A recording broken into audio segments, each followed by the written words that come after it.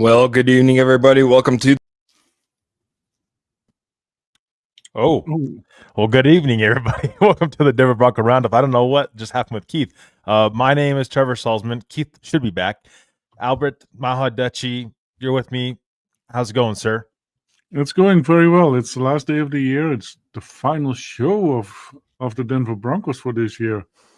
So, of the Denver Bronco Roundup this year. So, and here is our wizard of the Denver Bronco Roundup.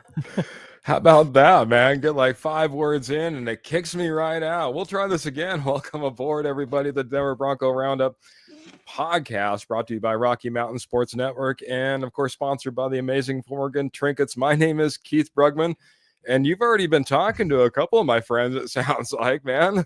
I'm going to welcome in officially. Hey, last person I heard talking there, Albert, the Mile High Dutchie, back on the podcast. It's good to see you, my friend. So good to see you. How you doing? I'm doing very well. It was a busy day today. I was upholding a Dutch tradition, so I made some, Dutch type of donuts. So for the family and stuff. So and they turned out to be really good. So we call them oliebollen. I don't expect you to repeat that. And what is it? The final show of the Denver Bronco Roundup for 2024. Yeah. Next year is around the corner. Yeah, like Scott's saying, Happy New Year's Eve, Horsemen and the Posse, Broncos. 2025 will be even better than 2024. Pearl, yes, we are running a little late as usual. I got to say, everything was going a little bit wacky right before I went live. Now I actually have something that tells me how long we've been on and wasn't there before. Now it's there. So, all sorts of fun, getting kicked off, the whole 9 yards. So Happy New Year. It's good to see everybody. Good to see Mr. Ernie Mays coming in here saying go Broncos country only. And it's good to see, I didn't mean to do that, Mr. Trevor Rocketman Salzman. How's it going, Trevor? Doing well, Keith. Well, I think we'll have to, do a take 2 to end 2024. But Happy New Year's to everybody out there. We again appreciate you guys more than ever, and hope everybody's having a great New Year so far. About ready to have a good New Year's, man. But we are wrapping up a fantastic 2024 this evening. Tonight, we have the posse, and we have some members that have been with us for such a long time. People like our good friend Ernie Mays saying go Broncos country only. Our good friend Mr. Michael Ronquillo coming in saying good evening, Keith, Albert, Trevor, and go Bo Broncos. Good to see you, Mr. Ronquillo. How are you this evening, man? Hope you're doing well. Hope your 2024 was good. Can't wait for 2025. Speaking of which, Miss Michelle Knopper's coming in, saying Happy New Year's, Broncos country and the posse. Absolutely. Good. Talk about one of those ones that have been with us for such a long time and supporting us in so many different ways. Michelle, thank you so much from me.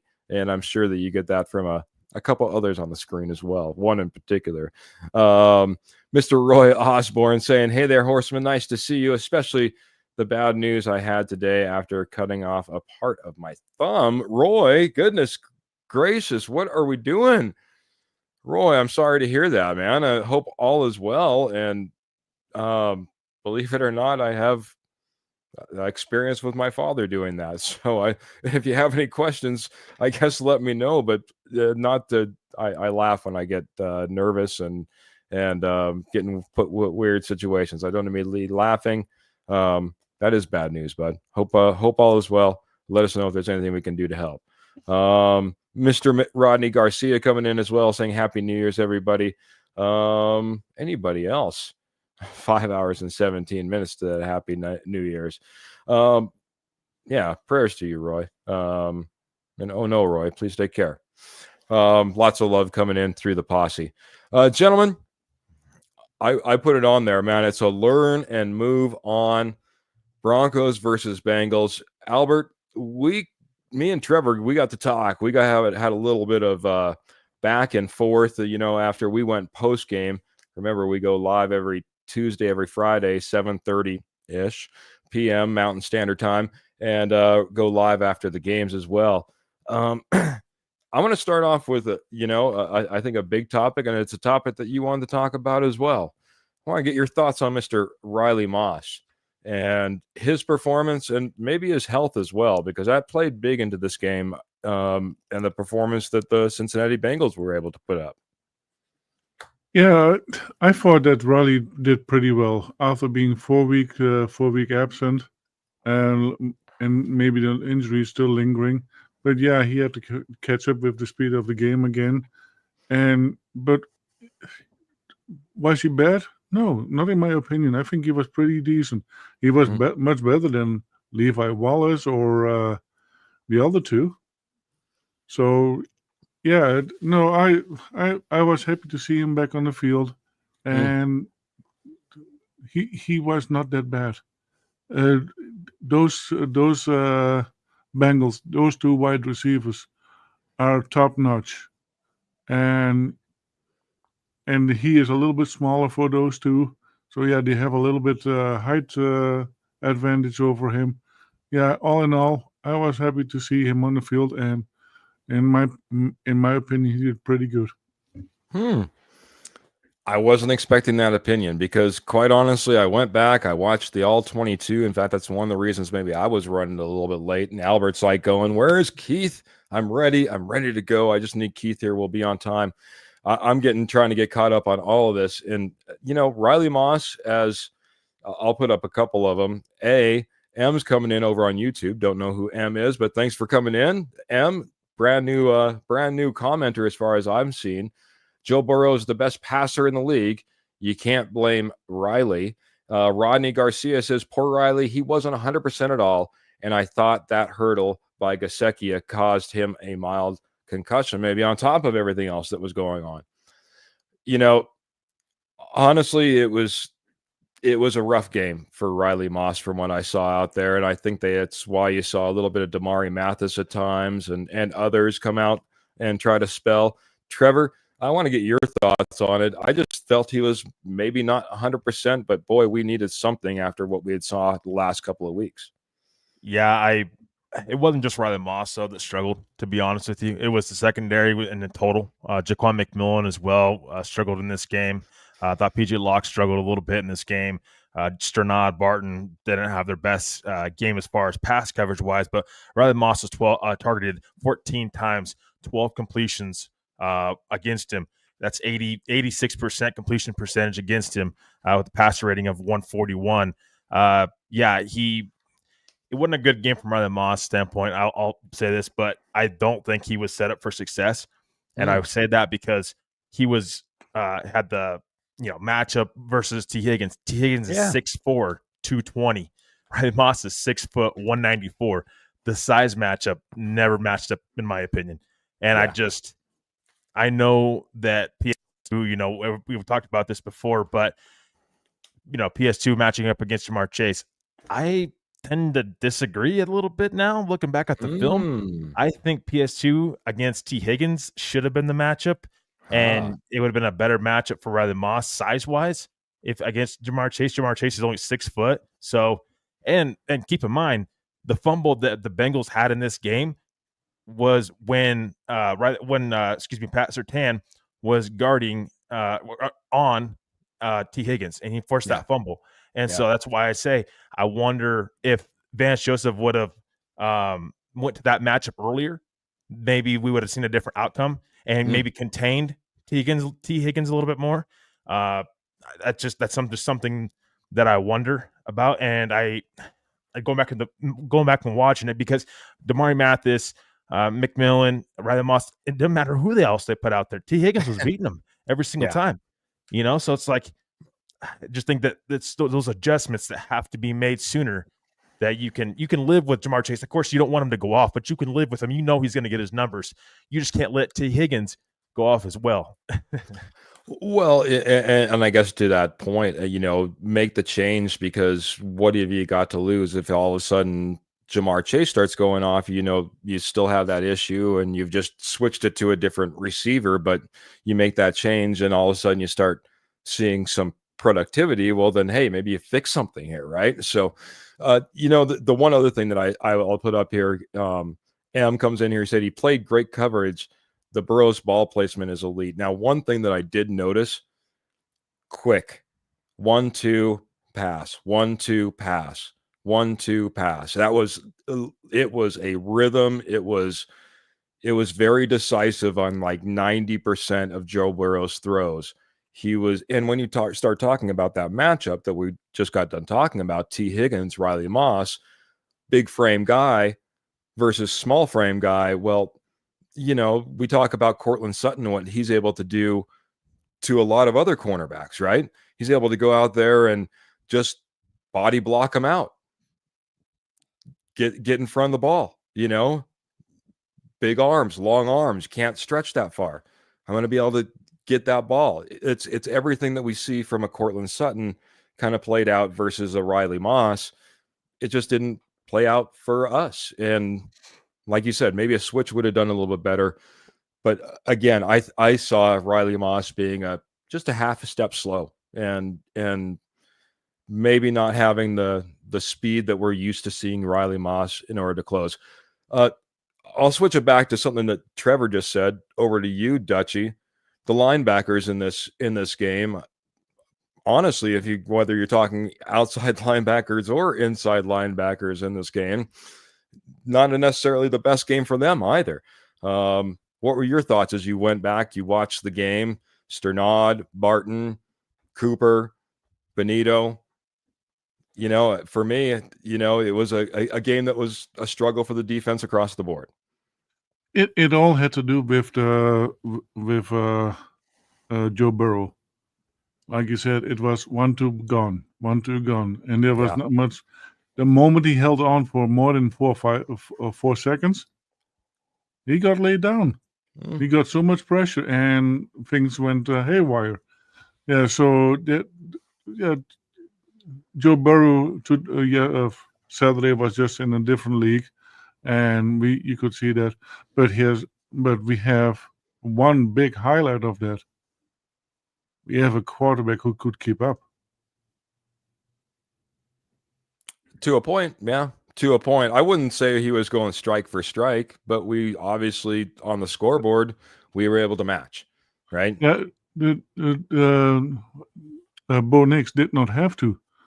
With the plays that he made, he scored quicker and faster than Joe Burrow. Yeah, would it have been nicer if they had played longer on the field for the defense? Absolutely, because that's part of the game too. Yeah. The defense was on the field for 41 minutes because that was the playing time that Joe Burrow had, and that doesn't help with a defense too. They tire out, especially in overtime.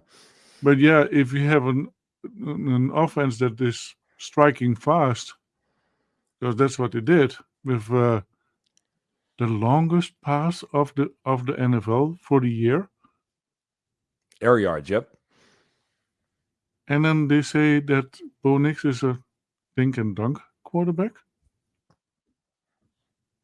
Yeah, it's what's necessary. We need to be able to stretch the field, and he certainly showed that possibility. Me and Trevor got on here. We talked about how Marvin Mims really had a kind of a coming out party in this. I mean, whether you talk about the lawn touchdown, that was a beautiful, beautiful pass, the one that you're illustrating right here, that's 67 air yards to one Marvin Mims. or whether we talk about the one that he pulled in order to really, keep us in the game and push it into overtime with that touchdown in the corner. Marvin Mims and some of those longer passes did come true for one Mr. Bo Nix. What my concern is we weren't able to convert too many opportunities when we did get the ball. Go ahead. But is that on Bo Nix or is that on the scheming? Watching the 22 film, there's something to be said about it going on Bo Nix. There's something to be said about it going on the scheming. I will say that we were running the ball pretty well, and we did get away from that in the end, but not terribly. We see 31 passes from Bo Nix. It wasn't a 40 pass attempt, and we're talking about an overtime game. An overtime game in which we had multiple possessions, and we're talking Bo Nix only had 31 pass attempts. So we're not talking about Bo Nix going out there and having to pass it 50 times. But we are talking about. Go ahead. How many plays did we hit in total? I don't have the stats right in front of me. I do remember seeing Bo Nix's stats. I could look it up here in just a second. I think we had not more than 60 plays. Well, then that's 30 running plays and 30 passing plays. That's pretty easy. That's pretty even. That's pretty nice then. Yeah. Because like I said, 31 pass attempts from Bo Nix. I'll look like I said, from an overtime game, he just needed to be able to convert more in key moments, and penalties also came into that. It all came into this game. I want to get one on Trevor's list. Positives and negatives, offense and defense. I'll let you kind of pick and choose how you want to dance around that one, but that's one of the things that we wanted to talk about this evening. What we can take positives, what negatives we saw from both of these. I don't know how you want to tackle it, but I'll let you take the mic and start running with it, Trevor. Yeah, I mean, the negatives is defensively, it's this coverage. It's the linebackers, it's the corners, other than Pat Surtain. I'll just be honest. And again, Cincinnati did a really good job in this game of pre-snap motion and putting Jamar Chase in the slot when PS2 didn't fall. It was Jamar Chase on McMillan, Jaquan McMillan, or it was T. Higgins. They were pre-snap motion him over off of Pat Surtain. So somebody else defending him. So they did a really good job doing that in this game. I just say again, secondary wasn't very good in this game. Inside linebacker continues to be an issue for this football team. They just cannot cover right now. Gesicki multiple times was able to get free. Drew Sanders, Justin Sternad, those guys just were not able to stay with Gesicki at all. Those intermediate routes, that's what Cincinnati did so well offensively.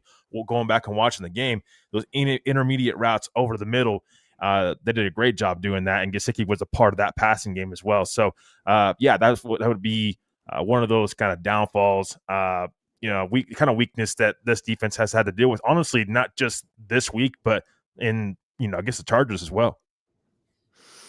Yeah. It's I was going back and I was trying to think of anything when I was watching this game of anything that had changed.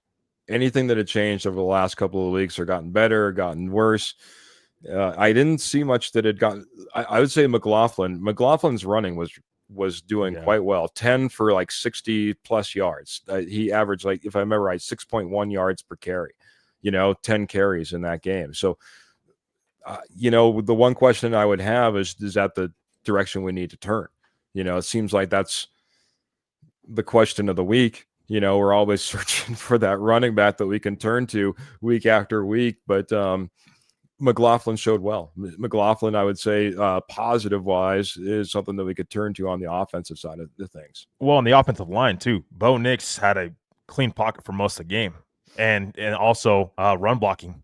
That's a big part of Jaleel McLaughlin's success. I mean, I seen Ben Powers pancake a defender. I mean, put him on his butt. Seriously. So, I think it was a really good game from the offensive line standpoint. Sean Payton, again, he kind of went away from the run game, which I'm not surprised at this point in time. If it's working just a little bit more, I understand this is a Sean Payton system. This is a Sean Payton system that's going to be a pass-heavy system. I think we have to kind of come to terms with that. But when the run game is working, I just would like to see a little bit more because maybe it can help you get that first down when your defense gets off the field and is able to give you the ball back so that you can maybe put the game away or Mm. make it into a tie game, and you can go to the playoffs for the first time since 2015. Wouldn't that be nice? Wouldn't that be nice, man? It is always nice, and I've flashed this up here a little bit earlier, but I'm getting behind on the comments, but this was one I wanted to get back to. Mr. Kenny Kirkpatrick of the amazing K&K Sports Show. I just was catching him last night, talking a little bit of Giants football. His Giants got an unexpected win, for better or worse, behind one Mr. Drew Lock, who had probably one of his best days as a pro, man. 5 touchdowns, over 300 yards. Drew Lock looking like everything that we wanted to see from him as a Denver Bronco. But he comes in and says, "Happy New Year's, fellas. 2024 was good. Was a good year. Let's make 2025 the best yet." Hey, any year that I'm hanging out with my good friends like Albert Mile High Dutchy, Trevor the Rocket Man Salzman, Judge Jody Moncrief, and of course Kenny the stepfather Kirkpatrick, it's going to be a great year, man. Can't wait for it. But check out the K&K Sports Show, man. They do us very well, take care of us very well. We call them the cousins in the industry.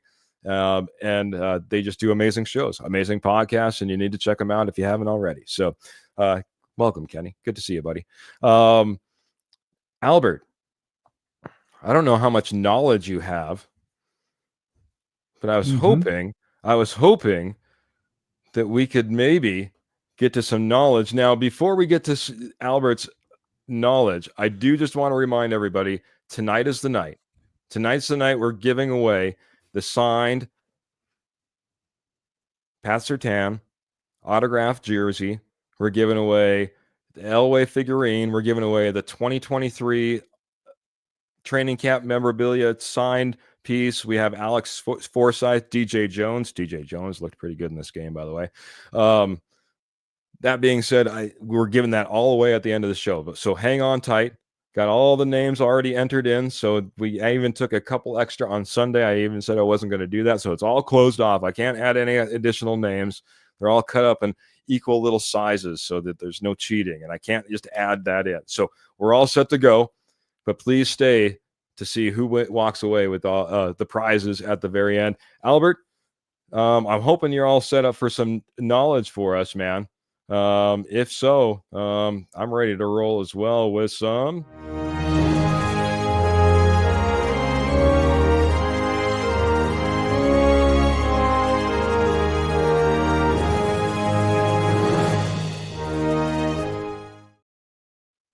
Oh man, it's been too long. Back by popular demand, Nopper's Knowledge. If you don't know what Nopper's Knowledge is, Albert here is going to come in. He's going to give us little hints, little clues, little ideas and thoughts around a particular player that's on this roster for the Denver Broncos. You chime in with your comments, your thoughts on who this could be anytime you think it's ready, anytime you think you know the answer. We're going to play along as well, but we always try to leave a little bit of room for the posse to jump in, give their answers first.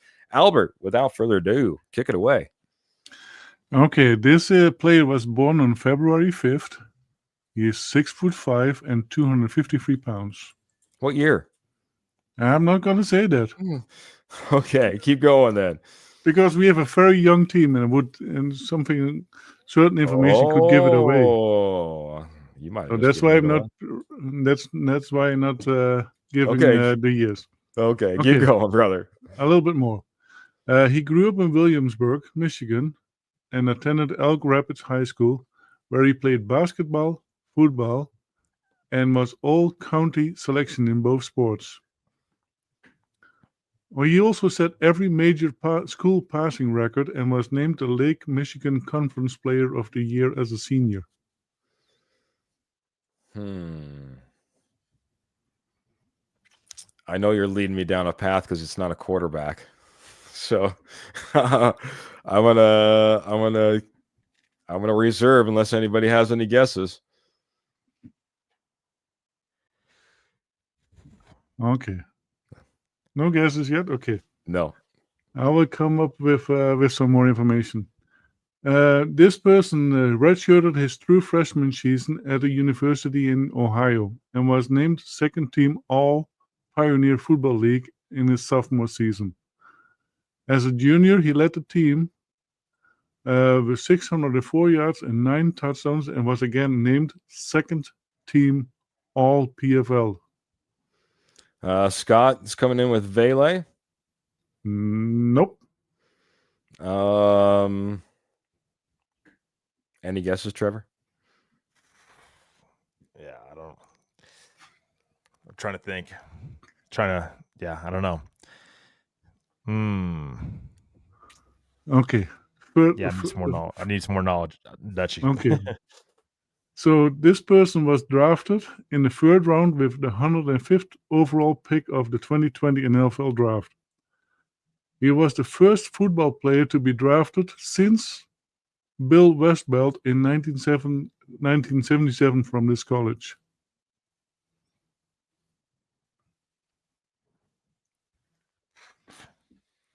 Albert, you might just have to give it to us, man. Okay, We're not prepared for this. I'll give you a little bit more. In week 9, last one, and then you give up the answer, man. Offense or defense? Michael's wondering. It is offense. He plays on offense. In week 9 against the Buccaneers, he had his first professional touchdown. In a humorous incident, the Buccaneers were unable to find a picture of this person and to use for the scoring display, and instead used a picture of the Rams quarterback, Jared Goff. Ding, ding, ding, ding, ding, ding, ding. Adam It's Troutman. there. Adam Troutman. Oh, there you go, man. Patrick Wiltsey coming in and, well, saving me and Trevor, man, because had no clue. I was completely off base. I thought for sure it was going to be a defensive player. Well done, Albert. Well done. A little bit of Knoppert's knowledge, man. Thanks to everybody who played along on that one. I might just wrap this right into, gentlemen, our fantastic sponsor. Our fantastic sponsor is Morgan Trinkets. If you noticed Pearl in the comments a little bit earlier, well, that's who you're supporting anytime you want to reach out, get Southwest Jewelry, Southwest Pottery, Estate Gold at wholesale prices.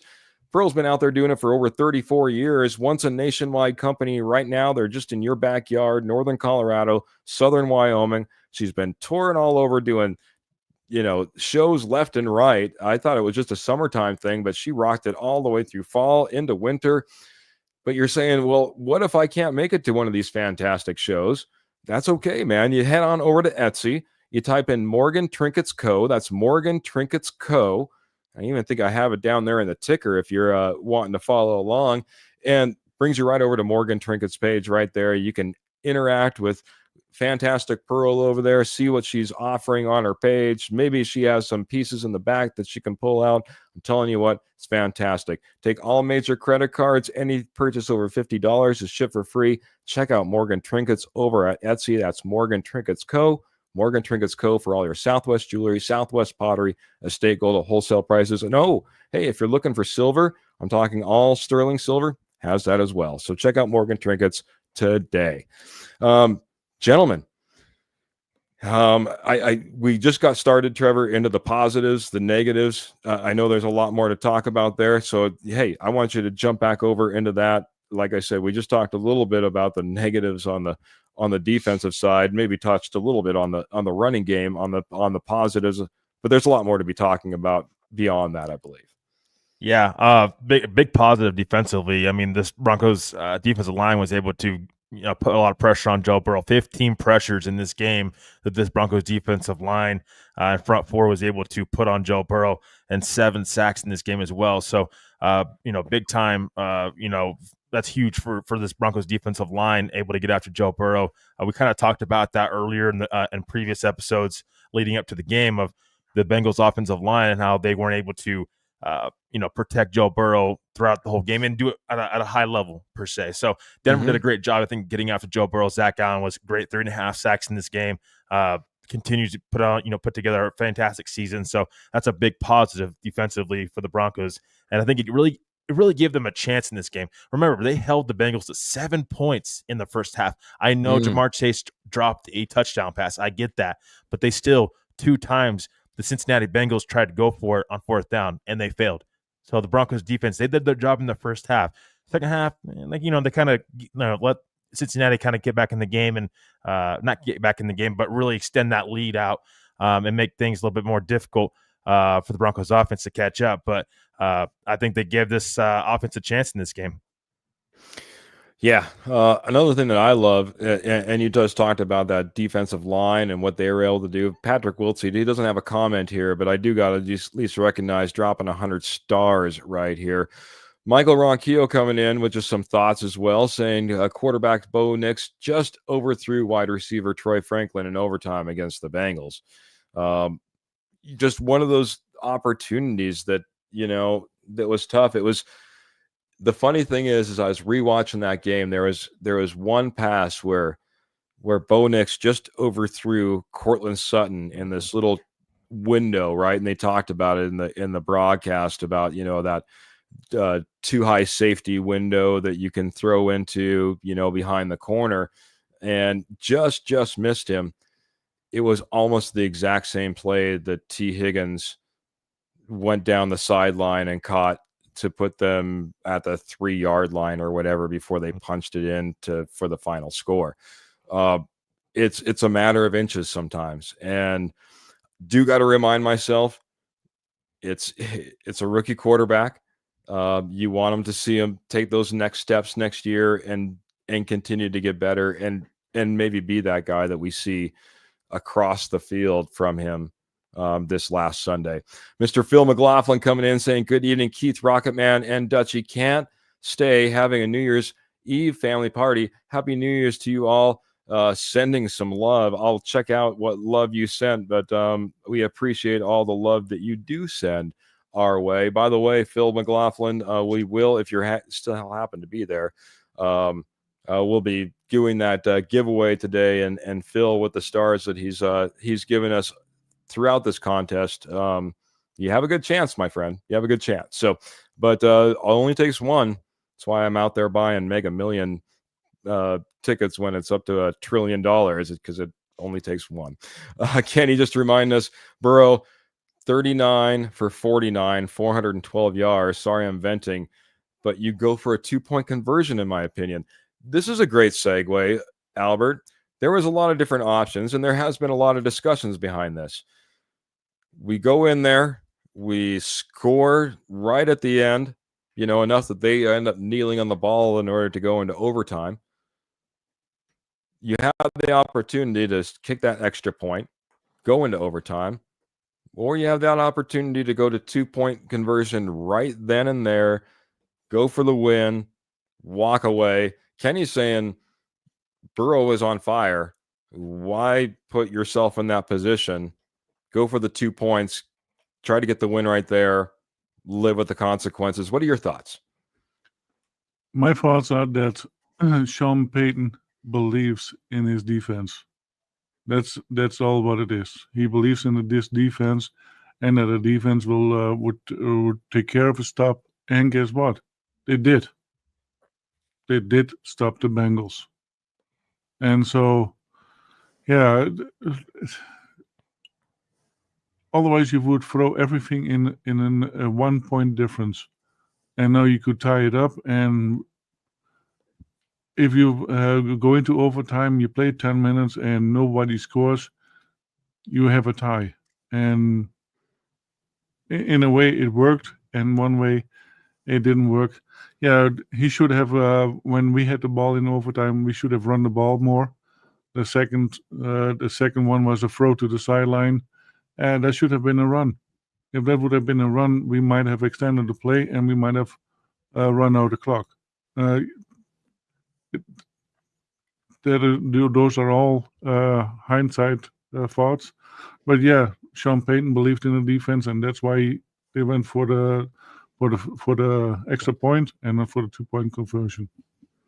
Trevor, I got to get your thoughts on this as well, because I know I have my own thoughts. I don't know if any of us are going to share the same thoughts, or if we're all going to share the same thoughts, but I need yours.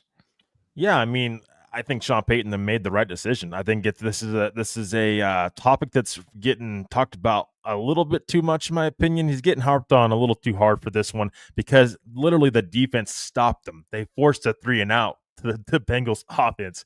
Like, Denver had an opportunity the next drive. All they needed to do was get a first down. You were in complete control on that drive. Let's talk about how you went away from the run game when it was working. Let's talk about why can't you execute and even get one first down? You get one first down, you're going to the playoffs.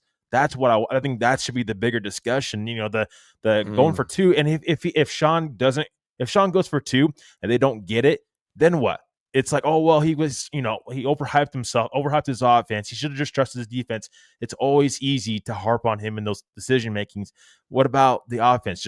I just want to focus on that and the execution, because it could have been better and it should have been better down the stretch. They still had a fair opportunity to come out and at least tie the game, which would have sent this team to the playoffs. And that's, Sean Payton said it, that's a big part of this. Like the tie really came into factor here of making that decision. So I'm completely, in agreement with him. And the defense did their job. That's what I don't understand. It's not like the defense gave up a touchdown the next, that first drive. No. That's the thing. And they had a chance. The offense had a chance. They didn't execute after the defense forced a 3-and-out on the first drive of overtime. Yeah. Yeah. It was disappointing. My thoughts on it really quick is this. You kick the extra point, and you have two chances to get into the playoffs. You have the chance in just tying the game. You have the chance to go out there and win the game. If you just go out there and go for the 2-point conversion, you're limiting yourself to winning or losing, and it's all on one play. So I like the idea and the thought of going out there and kicking the extra point. To your point, Trevor, and I'd like to get your thoughts back around the horn on this. I'll start with Albert. When it was, 4th and 6, if I remember correctly? 4th and 6, and you're about on your 12, 15-yard line, right? 15-yard line, I think, roughly, right? You're going to punt. Your punter is basically at the goal line when you're punting. He has one of his worst punts, of course. But even if he didn't, and there was return yards of 10, 12 yards, we would have seen about a net the same. He ended up at a 39-yard punt. It was terrible. It flipped the field. They were already on the 45, their own 45. They basically only had to get about 20 yards, and they're in field goal range. Not that we didn't get the doink to go our direction, but they're in the field goal range. My thought was, why not go for it right there? Because at that point, the likelihood that you flip the field, the likelihood that your defense can go out there and minimize what Joe Burrow's been doing, I didn't have faith. Albert, what are your thoughts as that clock started winding down? And then we'll start getting into some thoughts on that Trevor had. I think this will segue nicely. But your thoughts on the way that game, or the way that, I guess, the last series for the Broncos ended offensively and punting the ball there rather than going for it. Yeah, no matter what decision you would made, if it didn't work out, it would have been a bad decision. And no matter what, if you would go for it and it didn't work out, then you give them a really, really good field position. Yeah, if it does work out and you go, then no matter what would have happened, these were negative plays, and it always would have been negative. And if it worked out, then Sean Payton is the hero. And now, the offense didn't look good because the wrong decision was made. And you cannot win with these decisions unless you make a play. And so, I'm okay with it. It was one heck of a game to watch, one exciting game to watch. And we know now that the offense can take points when points need to be taken. And we have seen that now. And it was a great comeback from Bo Nix. There are not many quarterbacks as a rookie who would ever who could do what Bo Nix did this game. And let's make that as a positive, because it was amazing to see. What did he have? 1 minute and 33 seconds? Mm-hmm. And he scored a touchdown. Yeah. I would say Jaden Daniels right now, unfortunately, is right in that running as well. It looks like he's going to be that offensive rookie of the year. Trevor, last one before we get to our giveaway, because that might take just a few. Oh, go ahead, buddy. One thing is, Jaden Daniels has better weapons to play with. Yeah, I would say comparatively, he has a better run game. I'll give him. I think he has a better running back. I'll give you that. But yeah, he doesn't have a standout wide receiver. He does have a great tight end. I'll give you that. Great tight end. But yeah, I would fairly even roster as far as targets. Yeah. Kenny saying no, not really, Albert. But yeah, Jaden Daniels has got a different. I think the biggest thing is Jaden Daniels has a different component to his game that's scarier than heck, and that's the fact that he's out there running around and putting up, hundreds of yards in running. Trevor, confidence. We'll talk about this really quick. Confidence in Sean Payton, confidence in Vance Joseph. We've got one game to go to get us into the playoffs. Pretty much a win and get in, lose and go home type of situation for all intents and purposes. And then there's the playoffs if we get there. I want to get your thoughts because this was your topic. What are your thoughts on the confidence that we have for these two coaches in getting us there and getting us beyond? Yeah, first and foremost, Jaden Daniels has Terry McLaurin, so that definitely helps him. The 1,000-yard wide receiver, I think he's better than what the Broncos probably have right now. Also, before I go there, Keith, I want to ask this question because I asked this question to myself when it came to the Broncos going for 2. If the Broncos couldn't even pick up a first down on that drive in overtime when they got the ball back and their defense forced Joe Burrow and that offense to go 3 and out in the first drive, Denver got the ball back. If Denver couldn't even get a first down, their offense couldn't even get a first down, what would be the confidence level that they can be able to convert a 2-point conversion? Because that's not easy. That I just want to ask that question, and that to everybody.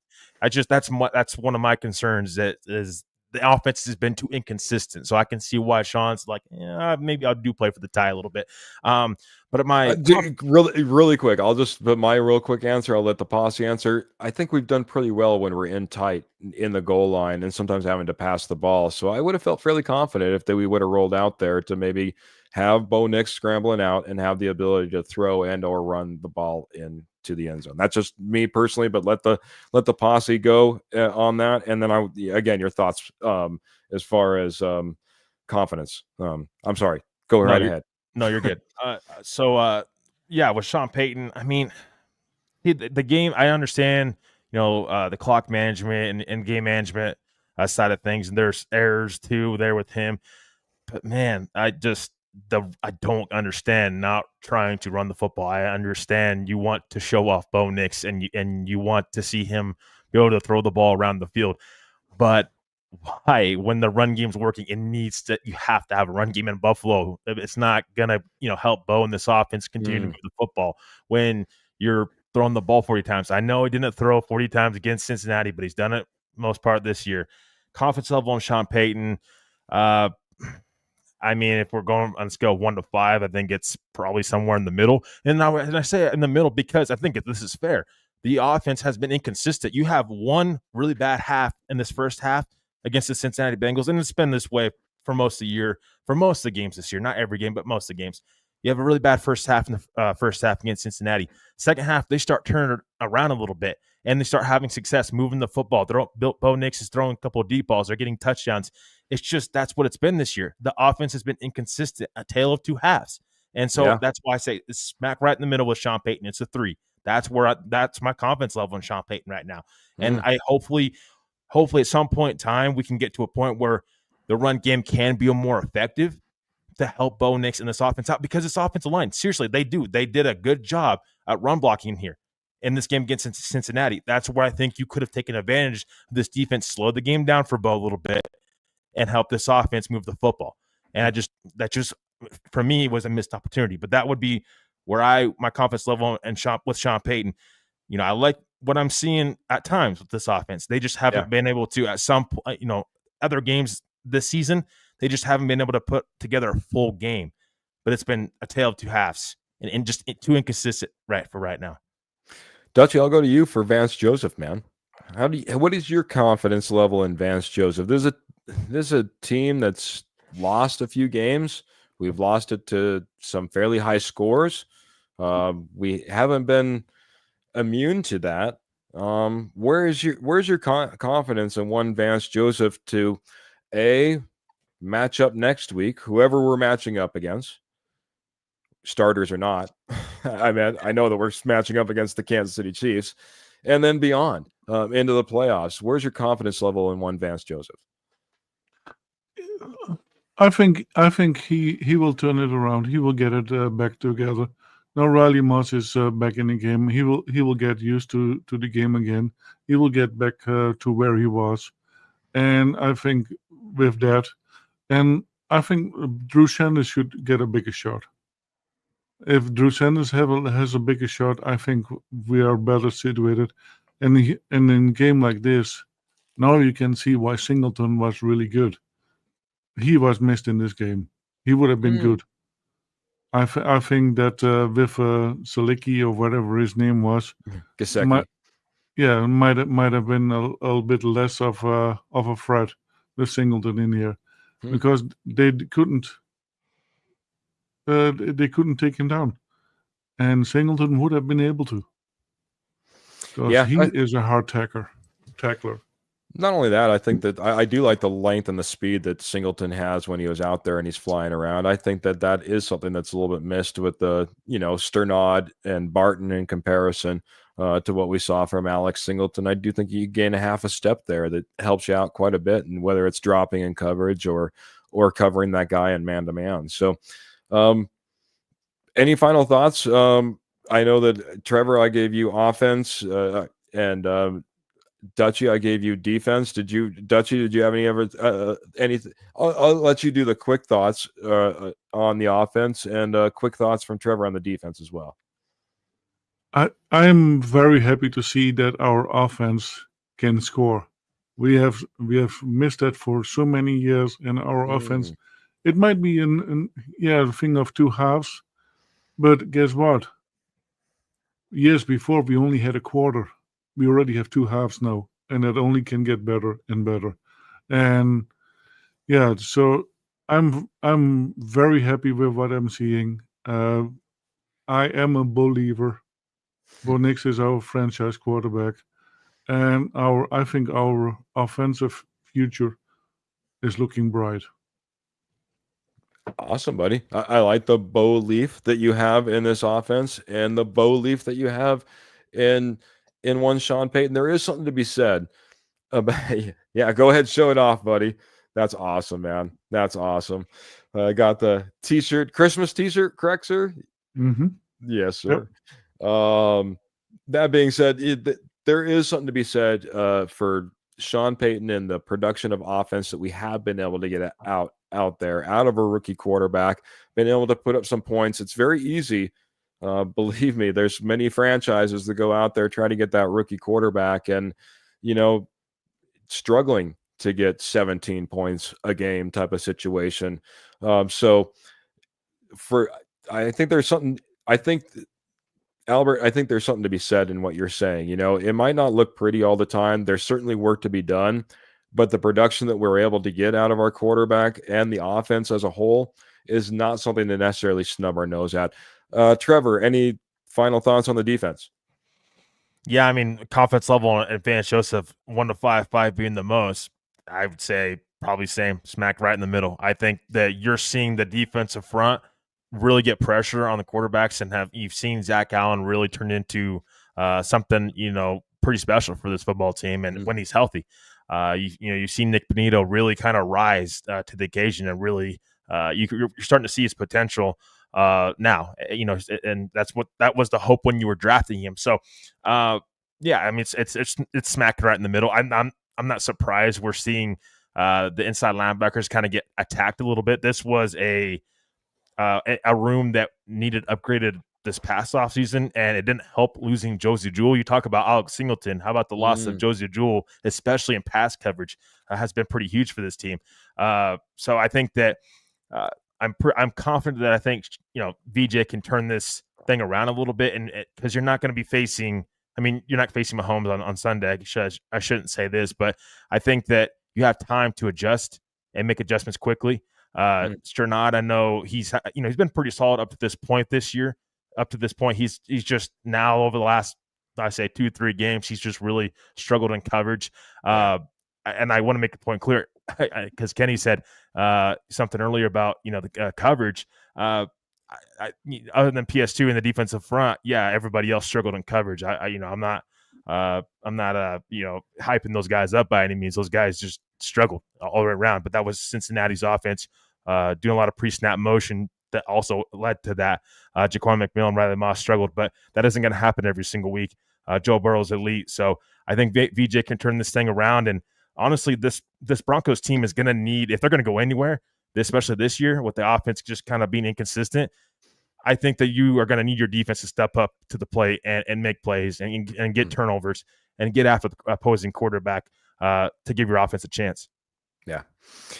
The one thing that I would say around this defense, just watching what the Bengals and Joe Burrow were able to do, it worries me that they were given kind of, NFL teams were kind of given a blueprint. They're really able to pretty much eliminate Nick Bonito, Jonathan Cooper from any sack statistics. The pressure came when Joe Burrow held onto the ball for quite a bit, as Albert was talking about. If the guy went back there for 4-5 seconds, pressure was on. Sometimes he was escaping it. Sometimes he was still making throws or runs downfield, but the pressure was on. But if he got the ball out quickly, all of a sudden it eliminated a lot of issues as far as how bad that pass rush is on you. And the corners didn't look outside of PS2 to necessarily be able to, cover that, or the linebackers. So it's something that, I'll look for VJ to get better at, especially coming off of this game. But I think it'll be necessary in order to go out there and not only win against the Chiefs. I was joking with my oldest. I'm like, we'll just have to be able to go up against their backup that won the Super Bowl for the Eagles. But that being said, instead of Patrick Mahomes, we'll go in there, we'll play against the Kansas City Chiefs. We'll be breaking down that game on Friday, 7:30 p.m. Mountain Standard Time. But man, I'll tell you what, the posse's been hopping all night. And without further ado, I got to get to it, gentlemen. It's giveaway night. Thank you to everybody who entered. Thank you for all the stars. By the way, Phil, as he just was stopping by before his New Year's Eve party, dropping 1,000 stars this evening. Phil, thank you very much, man. That's amazing. Never thought I'd be on here getting 1,000 stars from anybody. So, for what it's worth, appreciate you. And we got a giveaway, gentlemen. We got one Patrick Surtain autographed jersey, PSA certified. Thank you, Bighorn Autographs, for having amazing Denver Broncos and Nuggets on there as well. They got some great Aaron Gordon stuff if you're looking for something like that. Nick Bonito coming soon. I just dumped all those right in there. These are our entries in here. Good luck, everybody. What a great new year way to start off a new year. Now, we had a lot of star givers between a couple of people. I have these color coded. So I'll kind of know if I'm pulling the same color for multiple. You can only win one prize. We'll go first to third.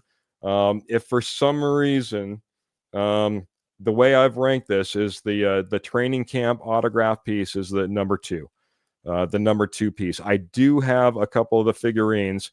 So if someone says, "Oh, I really didn't want that autograph piece, I wanted the figurine instead," I can still get you hooked up that way as well. I have a backup, I guess is what I'm saying there. So if for some reason you're the number 2 pull and that's what you end up getting, and that autograph piece, and you're like, no, the figurine after the fact, don't worry, I got you all taken care of. So without further ado, not looking, right? See what we can get done here. So number 1 goes to one Mr. Michael Ronquillo. Congratulations, Mr. Michael Ronquillo. Michael Ronquillo for I haven't seen Michael in here, but if anybody can reach out to Michael Ronquillo, let him know. Obviously, we'll be talking about that in the next episode or two. Hopefully, he joins in. But Michael Ronquillo, congratulations! One PS2 autograph jersey going out to you, sir. Congratulations. It's great to be able to do this, guys. It's great to be able to recognize an amazing posse and maybe give back just a little bit because, man, you guys give a ton to us. So number 2, and again, if we pull Ronk's name, we'll just have to keep moving on. So I'll try to do this as quickly as possible, but I don't have number 2 for Ronk. I have number 2 for one Mark Lawrence. Mark Lawrence over on YouTube. He joins us in. So Mark Lawrence, congratulations to you. You'll get that 2023. Might as well have it right side up. 2023 autograph training camp piece. I know, like I said, we have DJ Jones, Alex Forsyth, but in all, like I said, probably about 8-9 names on there, if not more. So congratulations, Mark Lawrence. Mark Lawrence, congratulations, buddy. Last but not least, we do have that Elway figurine. Again, Mark Lawrence, if that's something you want instead, please just let me know. We can get you hooked up as well. But number three in music. I know. I wish I did have. I should have done something in the background. Well, there it is. Mr. Phil McLaughlin. Mr. Phil McLaughlin is winner number 3. Winner number 3, Mr. Phil McLaughlin. All of you, reach out. You can hit me up. Hopefully we're friends, and get in here and message me. If you don't have a messenger, a way to message me, let me know. We'll figure out a way. And we got Mr. Michael Ronquillo coming in. Congratulations, Mr. Michael Ronquillo. Well deserved. All the winners well deserved, and all these entries well deserved. Posse, it's been a fantastic 2024. I'm glad that we're able to do this, ring in the new year. We had lots of great entries. We've had great conversations all of 2024. We've had fantastic growth because of all your likes, shares, and subscribes. Appreciate you all so much, man. That's just my thank yous, but man, we got to get some final thoughts from a couple of other posse members here. But again, thank you. Bighorn Autographs. Check those guys out if you're looking for some autograph goods. They're fantastic. They got this shipped out to me. Great tracking, great conversation along the way because it got a little bit mixed up in the mail. They were right with me along the way. Check out them. Congratulations, Michael Ronquillo, on that jersey. Congratulations to Mark Lawrence on the training camp piece, and again, Phil on the winning the Elway figurine. Dutchie, why don't I get to head to you for some final thoughts, some final get out of here's before we ring in the new year all together. So one big positive thing I have is how many teams have 6 players that have 5 or more sacks? Probably just one. There's only one. So our defense has been feasting on sacks. So this has been a wonderful year with the Denver Bronco Roundup, and I'm looking forward to the one next week because that is the new year, and then we will be in the playoffs, and then we have more celebration to do. And so I'm thankful for all of you guys for making this a very fantastic year for the Denver Bronco Roundup. I want to thank, of course, Keith, Jody, Trevor, and, of course, all of the posse. Let's not forget the K&K show because they have been dear friends to us, and all the members from the K&K as well.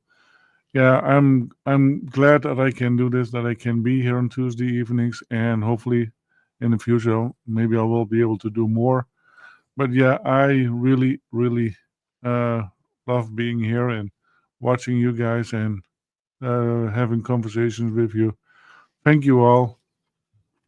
And of course, I cannot forget my biggest supporter, and that's my wife, Michelle. I love you.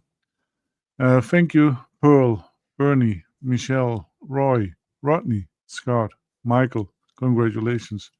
M, whoever you are.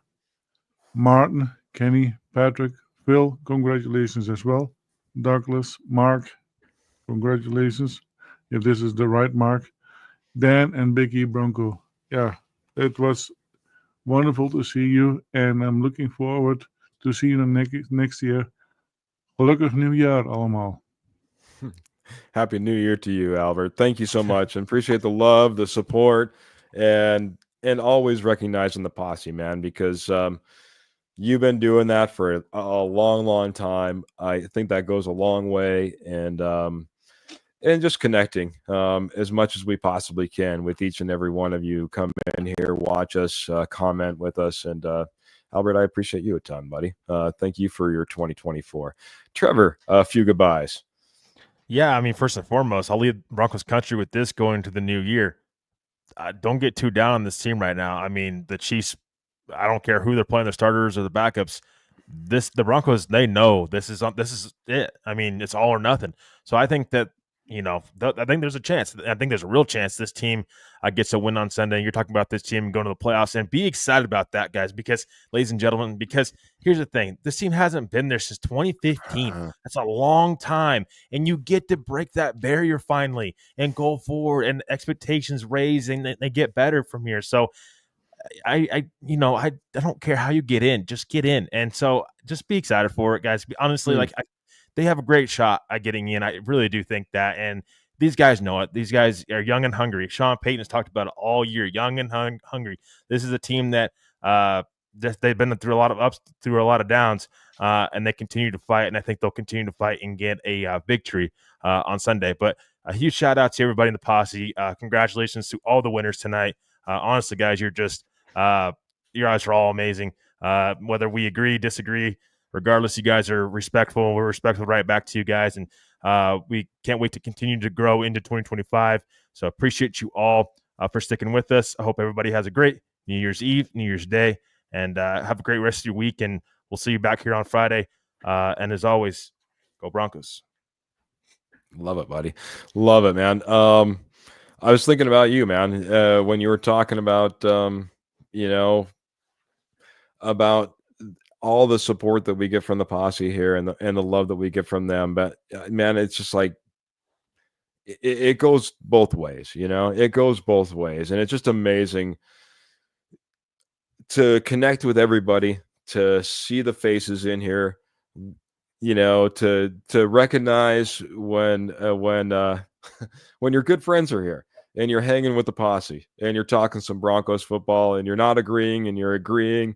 And it's just it's been a fantastic year. Trevor, thank you, man, for all you do, from hosting to making all the podcasts that you do, to a fantastic 2024, man. Thank you guys as well. Yeah, absolutely, man. But posse, appreciate you so much, man. It's been great being able to give away these little prizes that we did, man. But I tell you what, you give to us every single week, every single podcast. It means absolutely everything. And if we can come up with a few tokens of our appreciation and try to reward any way we can, we'll try to do so, man. It's been a fantastic episode. Don't forget, we do have a show this Friday. We'll be breaking down the matchup versus these Kansas City Chiefs, man. We go live every Tuesday, every Friday, 7:30 p.m. Mountain Standard Time. Make sure you like, share, subscribe. You don't want to miss out. We're right around the corner from probably breaking news type of time, as well as the off season comes into play. You never know when you're going to miss a podcast, or you don't want to miss a podcast. So, that being said, we also go live right after the game. So we'll be wrapping up another one after this weekend. So versus the Kansas City Chiefs. Thanks again so much. Congratulations to our winners. We are going to get out of here. I get out here just one way and one way only. That's by saying, make sure you keep those boots in the stirrups, guns in the holsters, and of course, the Denver Broncos in your heart. Have a great week, everybody. We'll see you on Friday. Until then, we're out of here. Good night.